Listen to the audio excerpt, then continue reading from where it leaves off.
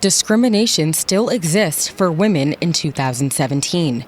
This is especially true for Black women in Boston, specifically in their places of work. For Kina Banda, this issue hits close to home. I was working as a dental assistant in the dental department, and on Friday afternoons, we typically didn't have patients. And so my colleague and I were called into a meeting at like 4:59.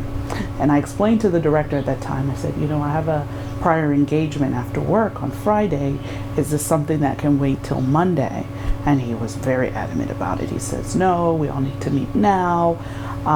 And so my other colleague, who happened to be a white woman, slightly older than I was, also said, oh no, I've got to go because I'm going skiing. And I didn't disclose exactly what it is that I had to do for that day. And he replied, no, we all need to meet. But the other colleague was allowed to go. And so during the meeting, after he had finished whatever it is that he wanted to say, I sort of outed him. And I said to him, you know what? I'm really unhappy that you would choose to allow one of us the privilege to leave and not myself. What Banda encountered next made her feel even more like a target. I think it was Monday or Tuesday, he called me into his office and actually wrote me up for it. And he said, you know what, I'm giving you this written warning that you were insubordinate during the meeting. He said, but you're smart. And I know that what I did was unfair, but it was the way that you decided to go up against what my leadership was that brought us to this. A 2013 study entitled Vaulting the Color Bar showed that a mere 11% of Black women had a top executive advocate for them in their workplace. And it's data like this that validates Banda's struggle with her director and many other Black women fighting for sponsorship in their places of work. This isn't about race, creed, or color. It's about justice. And that was an unfair handling of that particular situation. So I thought it was discriminatory in the fact that we were both women, right? She happened to be white, I happened to be Black, and we were doing the same job title. Carol Simpson has been a pivotal pioneer for Black women in the field of journalism for decades, and she's been doing so most recently in Boston. As the first woman of color to ever moderate a presidential debate and anchor a major television network evening newscast, Simpson recalls how being discriminated against in the workplace made her feel. It's a virulent and very self-defeating kind of thing. You end up wondering whether you're good enough or strong enough or whatever to fulfill a job, because they are discriminating against you.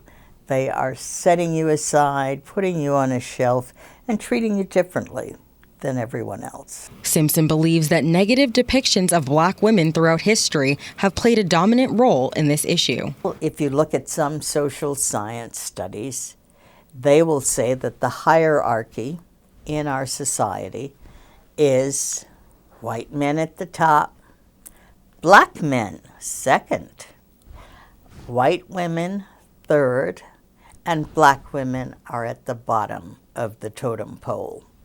I think it goes back to Black women were the mammies, they were the housekeepers, and they were the nannies, and they were always seen in subservient positions and categories.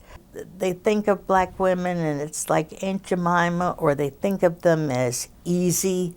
That Black women are easy mark, they're sexually promiscuous. There are so many stereotypes against Black women.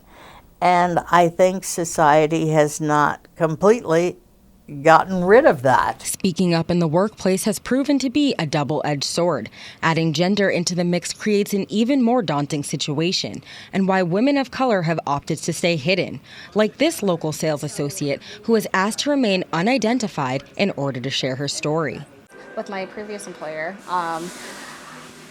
after I left, they hired someone in a higher position. So I was more of an assistant position, and then they hired him in a director position that they told me did not exist, would not ever exist at my current place.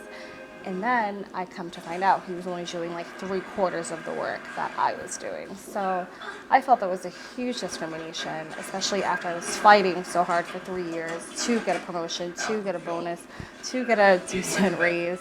And here comes this person making practically twice as much and not doing as much work. So I thought that was a huge discrimination against me. I had to leave because I just wasn't making enough money with everything I was contributing. This young woman also explained that racial stereotypes still make it hard for Black women in the workplace to stand up for themselves.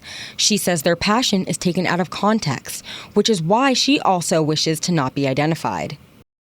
So since I am still in the job market looking for opportunities, I'm just afraid of backlash that may come for it, especially during these times where people are very sensitive about race and culture, I guess you can say.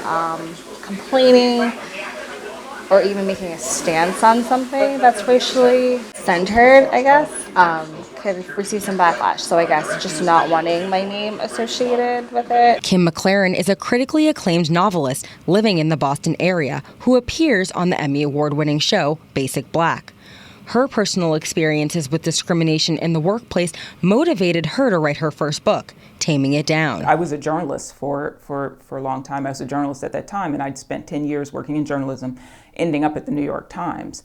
And every step of the way was a battle as a Black woman, not just for me, but for my friends, in terms of trying to climb the career ladder like anybody else and being confronted not only with sexism, but with racism, the double, intersectionality that Black women face. So, there are a lot of what we call now microaggressions that I could bore you with and, that I encountered, but just everything from not being given the same assignments, not being promoted, being constantly questioned as to your competence. In addition to the mental impact racial discrimination can have on Black women, McLaren says the physical effects are the most troubling. Racial discrimination takes a physical toll on Black women and contributes to things like we have higher infant mortality, lower birth rate babies, breast care, all the terrible health care outcomes that Black women have are not just economic issues. They're directly related to the stress of being a Black woman in this society. So it's a very real thing. It's a sociological issue that has physical, emotional, financial, economic impact on Black women. To me, there's no question about that. That's not even arguable. It's just fact, and it's backed up with lots of data. That's where organizations like YW Boston come in, providing women in the Boston area with resources that they might need to battle this issue. YW Boston, our mission is to eliminate racism, empower women, and promote peace, justice, freedom, and dignity for all. It's a lot that we are trying to do, and ultimately we are trying to empower people and educate them and get people mobilized to take action to address systemic issues in Boston. Chandler believes that everyone, not just Black women, must work together to resolve this issue. Our philosophy is for issues of racism, if people of color could address them by themselves, they would have.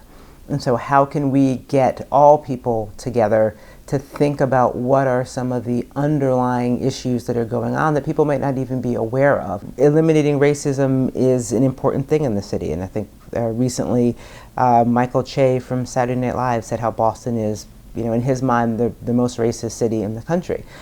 So there's still, whether it's reality or perception, there is this idea that Boston is still struggling with issues of race. And if we can't address that, then the city as a whole is not going to be able to really reach its potential.